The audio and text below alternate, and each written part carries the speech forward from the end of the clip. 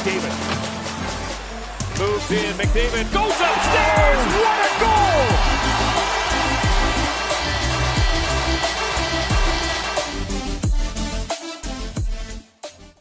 Hey guys, how's it going? It's Etanyos here. Welcome to episode number 31 of this NHL 21 Edmonton Oilers Franchise Mode here in Oil Country. If you guys have missed any episodes up to this point, go up into this top corner of the video right now. We'll send you to the link of the entire playlist so you can get caught up on any videos you may have missed. Also, make sure if you enjoy to go down below, drop a like on the video. It helps the YouTube algorithm drive more views and people to this video and my channel in general. Also, if you do enjoy, make sure you go down below and consider subscribing. We're trying to hit 1,200 subscribers, and I know you guys can do that. So guys, in the last episode, the Oilers were able to put up a whopping 58-17-7 record to win the President's Trophy. And, well, the Condors were actually able to do pretty good too, as they ended up with a 48-28-6 record. So not quite as good as the Oilers. Obviously, nobody was quite as good as the Oilers. But yeah, very good record there, no question about it. And overall, the team's looking really good right now. McDavid and Draisaitl are starting to kind of get to the end of their primes here. I accidentally hit back. Yeah, it's kind of a sad day here around Edmonton. Well, not yet, but 32-year-old Connor McDavid obviously setting franchise records left, right, and center. 1,440 points in just 1,089 games. He has been absolutely fantastic and quite healthy for the most part too here. Really hasn't dealt with too many injuries. He's been absolutely amazing throughout his prime. Leon Draisaitl, same kind of deal. He has just been absolutely spectacular. At 33 years old now, 1,212 points in 1,129 games. He's also got 509 goals in his career. He has been absolutely spectacular overall. So yeah, that is how Edmonton's two kind of main guys are looking right now. As I've said, the series goes along with these guys. Once these guys retire and start to fall out of their prime, obviously we're going to keep McDavid and Draisaitl as long as we physically can. Even if that means we pay a little bit more for them. Like, we're still paying $9.75 million a year for Draisaitl. He's still putting up points. He's got 102 points this year. But he has dropped off from that franchise potential at this point. He's back down to an elite, which, sounds terrible, but it really isn't. McDavid is just absolutely a god still. He's been so good, and I'm expecting some regression here, but honestly, I don't think we're going to see it yet, because McDavid put up, I believe, what was his best season ever. Yeah, he had a 121-point season here, so yeah. If anything, McDavid's going to stay right around that franchise potential where he's at, and hopefully, pull Eves and pull Yarby up with him. But yeah, we got some young guys in the system too. Gordy Sanford's going to be great coming up into the top 6 here over the next couple of years. We do have other guys that fit. Obviously, Vincent Guit, we're probably going to look to swap for somebody else. I don't know who exactly. Clifford Mann might get a shot this upcoming year in the NHL. So yeah, there's definitely potential there still for players to slide into our team. Same thing with the forward group in the AHL, like Connor Bell, Matthias Ottoson, those guys, 21, 22 years old. I could definitely see them making the team at some point here.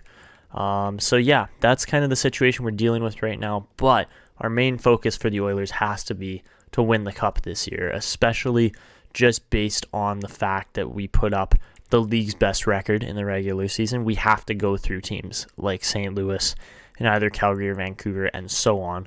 So let's get into this series sim here against the St. Louis Blues and see what happens. So game number 1, we're going to go game by game to start. 4-2 win as the Oilers beat St. Louis handily on home ice in game 1. 2 goals for Raphael Lavoie. He leads the team from the third line. That is spectacular. All right.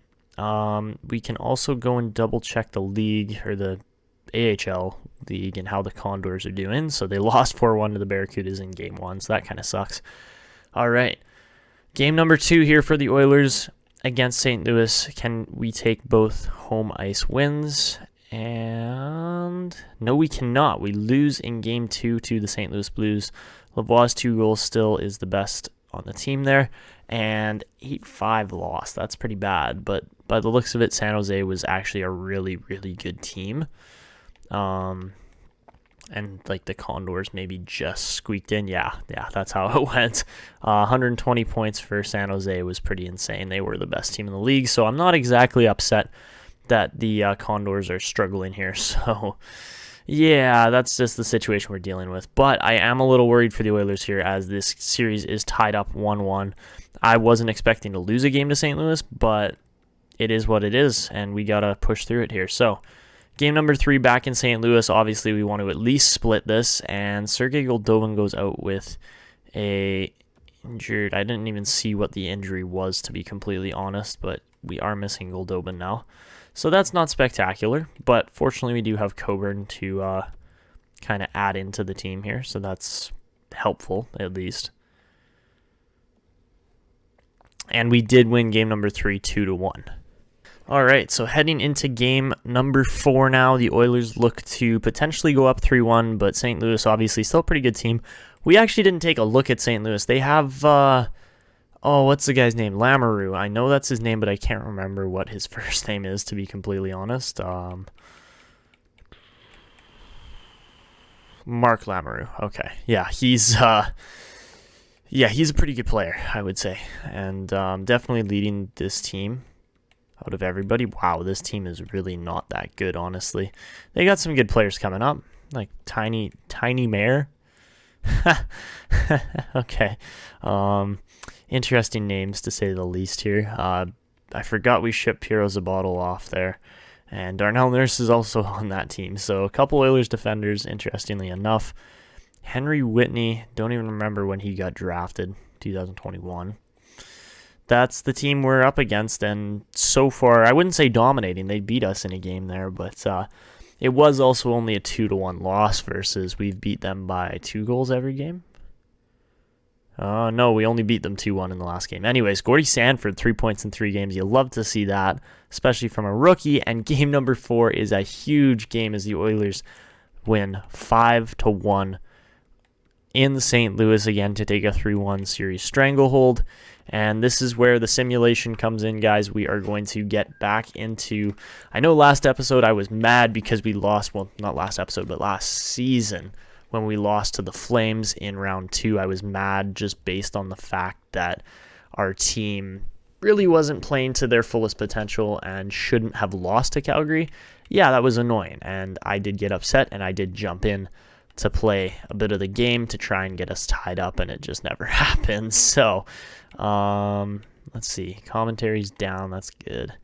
But we are going to use True Broadcast here. And I don't think we're going to do auto zoom, actually. Let's try this. I'm still kind of fiddling around with the camera settings here, guys, to be completely honest with you. But, yeah, we're going to get into this here and see how things go. This should be an interesting Game 5, to say the least. St. Louis battling to stay in the playoffs, and Edmonton looking to move on without too many games played. So, first period, it is a 1-1 game as Kyler Yamamoto puts the puck away early for Edmonton, or late in the first period for Edmonton. And then Poirier, I believe is how you say it, gets a goal just 30 seconds later on Edmonton. Edmonton does outshoot the St. Louis Blues 16-5 in the first period, so that is a good start either way. Second period, it is a 3-2 game as William Eaves gets an opening early goal for Edmonton, but then St. Louis battles back as Miller and Mayer both get goals for the Blues. So heading into game period number 3, the Oilers look to try and tie this game up here. Try not to lose to a team like St. Louis that really doesn't have the greatest goaltending or anything, but let's see what happens. All right, so here we go. Third period underway. Mcdavid wins the draw. Eaves going to try to get the puck in deep, gets pinned up, and Guryanov's going to pick that puck off. Denis Guryanov looking to make a pass, finds Sergachev over to Lamoureux. It's a bottle over to Reese, and he just avoids a hit. Sanford looking to cut in, gets past Vincent Guit, sorry. Going to lose the puck. Reese in front. Sanford, great shot. Rebound, what a save. Par backer. Andrew Copp had the wide open net and could not bury it. Now, Edmonton finally going to pick the puck up. That could have been a charge on Puljujarvi. It was a big hit. Now Coburn looking to skate in. He comes in nice and slow. Aaron Coburn looking to make a play. Finds Lavoie. Great shot. Rebound. And it's scored. Keith Spencer in front with 2 minutes and 31 seconds left. Edmonton is not done yet. Great opportunity. I thought the game was over for sure, but Keith Spencer just wins that battle in front as the power forward and is able to pot the rebound as he just beats Whitney clean there after the rebound chance. So a 4-3 game now. Edmonton's still barely clinging to life here in game number 5, but St. Louis going to win the faceoff. Nurse is laid out. Coburn going to pass the puck over to Moreau's. Moreau's going to get the puck in deep, and Edmonton should be pulling the goalie any minute here. Now, puck going to be turned over by the looks of it, and Lavoie going to pick it up, send it back to Chychrun, over to Sanford. Gordie Sanford over to Moreau's. Moreau's looking to make a play, can't quite get it done there, and that puck is going to get cleared. This is going to go all the way down. Lamoureux in front, great opportunity. Backer's going to hold on with 52 seconds left. Edmonton probably should have had that goalie pulled earlier, but oh well. Lavoie laying out one of his ex-teammates there in Darnell Nurse. So first line's out here, and we'll see what can happen if Edmonton's even going to be able to clear their zone.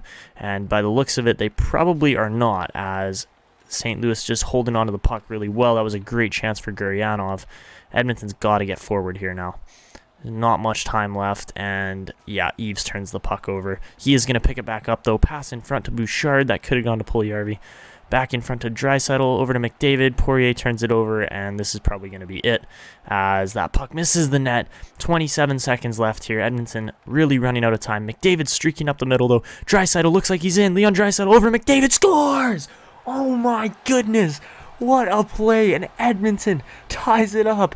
The McDavid-Draisaitl dynamic duo strikes yet again. Oh my goodness gracious, 20 seconds left in the game. What a rush. McDavid to Draisaitl to McDavid, sorry. I'm so used to the other way around, but my goodness, what a fantastic play there. Late in the game, Draisaitl with the deke. Dishes it over to McDavid, who's got half a net to shoot at, and we all know he isn't going to miss that one. Wow. What a game this has turned out to be. 4-4, 20.3 seconds left, and really not much time remaining here as we are most likely headed to overtime. Carson Lambos out in front. Ooh, great chance here possibly again for Edmonton, as Cousins is going to lose the puck there. Now turned over by Yamamoto. He is hit hard. That could have been a penalty. Probably should have been, but nothing's called there.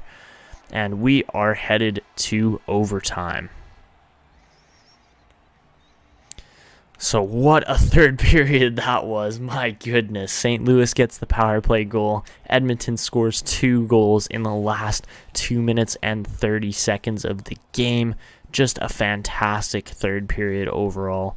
And we are headed to the extra time frame here. So for your stat breakdown here, St. Louis 25 shots to Edmonton's 33. Edmonton's passing has not been as good, but they have been on the attack for almost 4 minutes longer. Lots of penalties both ways in this game, but overall it has been a pretty evenly matched game. 4-4. Lamoureux with a goal and an assist. Eves with a goal and an assist. We are headed to the extra time frame. Let's see what happens here.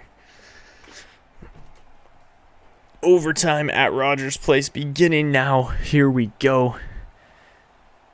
And Edmonton's going to win the faceoff. Chychrun looking to cut up the middle, does turn the puck over. Makar now cutting in, gets down the wall, centering pass. Great chance in front there. McDavid and Sergachev get all tied up. Chychrun over to McDavid in front to Eves. That could have been the game on his stick there. Pass in front again to McDavid, over to Puljujarvi, to Eves, and William Eves ends it 1 minute and 15 seconds in. Edmonton is headed to round 2. William Eves, we knew to keep an eye on him as he already had 2 points in this game, but eliminating St. Louis early here in overtime, they really didn't have much of a chance. Edmonton's momentum was just too much, and the President's Trophy winners come through here in just 5 games, as really it seemed like slight work, even though it didn't at times. but Edmonton will be moving on to round 2. So just a fantastic play here. I don't know if they're going to show... No, they're going to show Spencer's goal. They might show Eves' goal here, but just a fantastic game overall. Draisaitl and McDavid to tie it up late. And then, obviously, your overtime hero here in William Eves, able to find the back of the net. A great pass from Puljujarvi, and no chance for Whitney there. Edmonton takes it 5-4. So your 3 stars of the game consist of Jesse Puljujarvi getting the 3rd star with 2 assists and 4 hits there on the game. Just a gorgeous feed there to end off the game-winning goal there. McDavid with a goal and an assist, obviously getting your overtime tying goal here, or game-tying goal to send it to overtime. He gets 2nd star there, also had 2 hits. And then William Eves with 2 goals, 1 assist, and 3 hits. Also with the game winner there in overtime, and he was just fantastic here. So I did kind of call out the top players here for Edmonton. Said they've been quiet up to this point in game number 5, and they showed up. Did they ever? So McDavid, 5 points, 5 games, 2 goals, 3 assists. He's been absolutely amazing. And let's see, Winnipeg has moved on. Montreal has moved on. Lots of Canadian teams. I like it. New Jersey moves on. And let's see, Vancouver, Calgary tied 2 apiece. Same with Philly, Carolina. Columbus up 3-2 against the Panthers. So we're going to simulate a couple days here. I would assume that, the Condors didn't have too much of a chance, unfortunately. But that's how things go sometimes. So let's see. Anybody else moved on yet? Nope. Everybody's still in. Oh, no, we had somebody move on. It's the Dallas Stars will move on against the Nashville Predators there. And it's funny, I didn't expect Gordie Sanford to be as good as he has been so far, but we won't complain about it. And this Vancouver-Calgary series is going to decide who we play in round 2. This video really hasn't been that long overall, so we'll probably get into it here. Round of the playoffs is finished, and we got a Battle of Alberta. Ooh, this is going to be interesting, especially since we were eliminated by the Calgary Flames in just 6 games last season in the playoffs. Edmonton most likely not going to underestimate Calgary this year, but it does suck for Vancouver as they were one of the top teams in the league still, and they get eliminated first round. Obviously, they got matched up against their most equal opponent, 110 points apiece. Those guys were in 2 and 3, and they ended up playing each other first round. It's just almost unfair. So, yeah, just too bad for Vancouver, as they did have a pretty good season overall.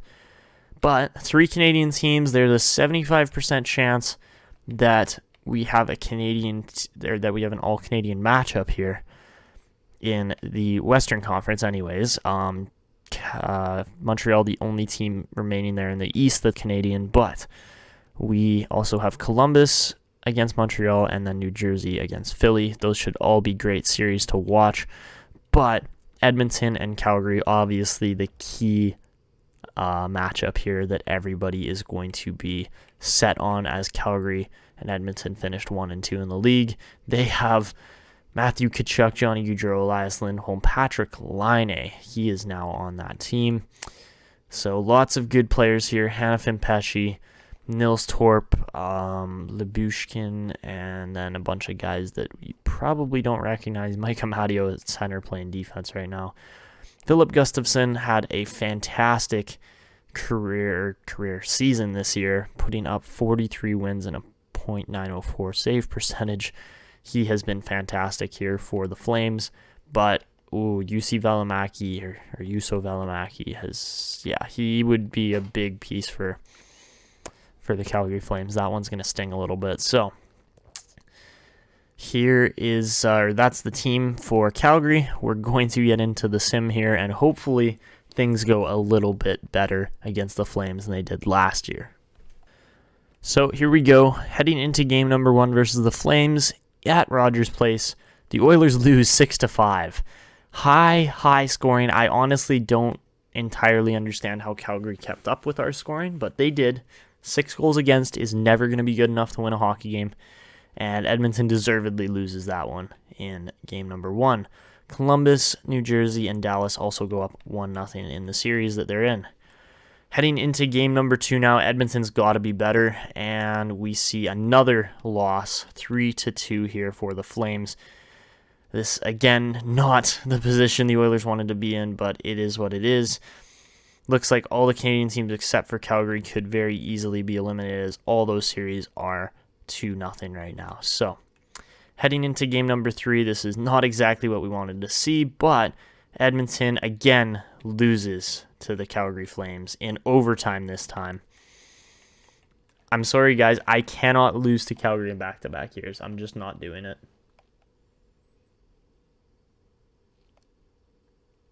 Although our record right now is 3-1 in the playoffs against the Calgary Flames, I can't lose to these guys. I'm sorry. I'm going to jump in and play a game or two here and hopefully somewhat level this series, because the sim engine's kind of screwing us over right now. Not going to lie. Edmonton really shouldn't be in this position, and they are. They're down 3-0, and it shouldn't be that way, not when you're playing against the President's Trophy winners. So, period 1, Draisaitl gets a power play goal. That's how it should look, 14-8 on shots. I don't know what the sim engine has been doing up to this point, but it is what it is. Whatever. Second period, it's 3-0 as Cousins and Laval both get goals as well. That looks accurate. Third period, 5-2 win finally in game number 4 for the Oilers. They finally get a win back. McDavid and Draisaitl get late goals there. Johnson and Tkachuk also got Calgary's 2 goals of the game there in the third period, but wasn't enough at that point. Overall, not been a great series from the Oilers here. Winnipeg gets swept by Dallas. Montreal takes it to at least 5 with the Blue Jackets, and New Jersey, Philly tied up 2 apiece. Interesting. Okay. Heading into game number 5 now, I believe this is. Edmonton starts off down 3-1 to Calgary. I'm playing 2 periods. I'm not doing this. I'm sorry, Calgary. I'm sure you're a good team and all, but Edmonton's just simply better. You look at the statistical breakdown. Our defense should be miles ahead of theirs, and our goaltending is miles ahead of theirs. So I don't know how this is happening. So here we go. Game number 5. Second period. Can the Oilers get back into this? McDavid going to win the draw. Chychrun over to Makar. Cale Makar looking to cut in here. Doesn't find the space. That's turned over by Gaudreau on an absolute joke of a play.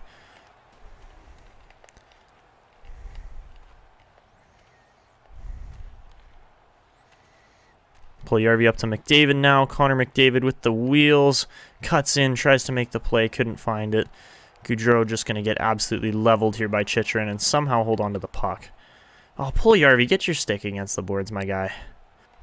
All right, now Calgary breaking in. Connor Sheary with the speed finds Anders Bjork, but Sanford is going to shut that down with his good two-way ability. Now Gordie Sanford looking to make a pass, finds Lavoie. Raphael Lavoie looking like he's in alone. Raphael Lavoie, forehand, backhand, doesn't convert. Cesar Guit going to tip that rebound, and Moroz finds the back of the net. 3-2 game. Edmonton looking like they could still be back in this, but man, it has been a dicey period overall still. Calgary hasn't had too many chances, but yeah, just a good tip by Sanford to set that up, and Gustafsson really with no chance on the rebound there. So Darcy Moroz makes it a 1-goal game here halfway through the second.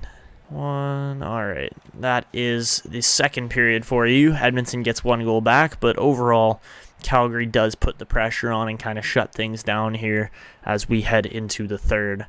Not the most opportune scenario here for Edmonton, as Calgary has been 3 for 3 on power plays too, so we cannot take a penalty. But really, it's a 1-goal game. Edmonton just needs to get 1 good shot on net here, and this could be tied right up. So here we go. Third period underway. McDavid going to lose the draw, and here we go. You're not catching McDavid. Everybody knows this.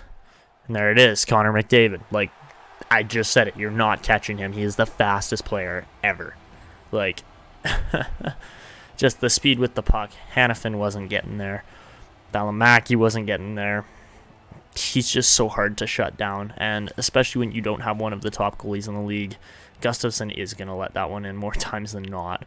So, yeah, there you go. 3-all game. Captain Connor getting it done. And Edmonton still has hope. Coburn going to send it over here. Draisaitl gets past his guy. We got a 2-on-1 developing. Leon Draisaitl over to Kyler Yamamoto. 4-3 game. Edmonton gets the lead to stay alive here.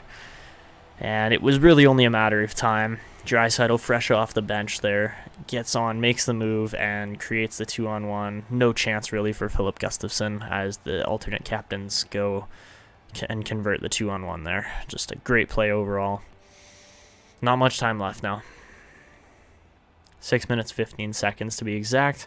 And Yamamoto gets the goal. Draisaitl and Coupland on the assists. And Tkachuk, again, just going to get silenced in this game, really. We're going to toss the body on him. And here comes Connor McDavid. Connor McDavid. Oh, my goodness. What a save by Philip Gustafsson. There was literally no space left there. And, oh, my gosh, tie game as Johnson? Yeah, Anders Johnson, or Johnson, however you say his name, gets the goal there. Andreas Johnson, that's what it is. Second goal of the playoffs. Great pass by Monahan, and we got a tie game here. Edmonton should have had the goal at the other end, and McDavid just could not convert it. He was in clean, too. So McDavid going to lose that draw against Lindholm. Oh, big hit there. Let's space out for Makar. Cale Makar, again, I cannot finish, man. I don't know what it is. I've just been terrible at finishing shots here. 3.1 seconds left. That's not where we want to have another late face-off. But first line's out. I think McDavid can win it, honestly. But we'll see what happens. And, yeah, McDavid wins it. And we are headed to overtime again. This series has been, like, this tight the whole time. It has been wild, honestly. Okay, here we go. Overtime. Nothing special about it besides we could get eliminated right here. So, here we go. Face-off is going to go to Calgary as Lindholm wins that one. But instant poke check. Almost turned it over to McDavid going forward there. And Laine in front. Patrick Laine ends our playoff hopes yet again. Are you serious? We just can't beat Calgary. I guarantee you it's not me playing either. That's not what is ending it. It's literally that we are just cursed against the Calgary Flames. And, you know, Calgary will go on to lose, get absolutely blown out by Dallas or whoever they play next. But it doesn't matter because this is over. It's done. So, out of 9 seasons, the Oilers have managed to win 2 Stanley Cups back-to-back as well, but I think this is pretty much where we're going to wrap everything up. I'll probably get draft interviews done next episode or off-screen, one of the two, and let's see, I guess we can go right up to player retirement at this point.